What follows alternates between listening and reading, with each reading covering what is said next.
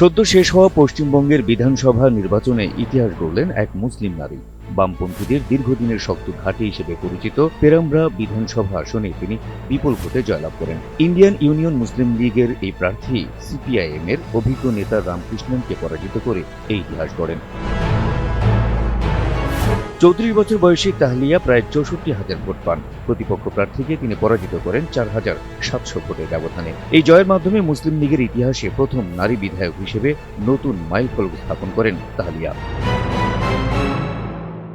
কোজিকোড জেলার পেরুভায়ালে জন্ম নেওয়া তাহলিয়া ছাত্রজীবন থেকেই রাজনীতির সঙ্গে যুক্ত। তিনি মুসলিম স্টুডেন্ট ফেডারেশনের নেতৃত্ব দিয়েছেন এবং পরবর্তীতে স্থানীয় পর্যায়ে কাউন্সিলর হিসেবেও দায়িত্ব পালন করেছেন। বর্তমানে তিনি মুসলিম ইউথ লীগের রাজ্য সম্পাদক হিসেবে কাজ করছেন। 200-র বেশি সার্ভিস ও ফিচারে লেনদেনের সব বিকাশ অ্যাপে সম্ভব। অন্যদিকে পেশাগত জীবনে তাহলে একজন আইনজীবী। তিনি কোজিকোড সরকারি আইন কলেজ থেকে স্নাতক এবং ত্রিশূর সরকারি আইন কলেজ থেকে স্নাতকোত্তর সম্পন্ন করেছেন। বর্তমানে তিনি জেলা আদালতে আইন পেশায় নিয়োজিত।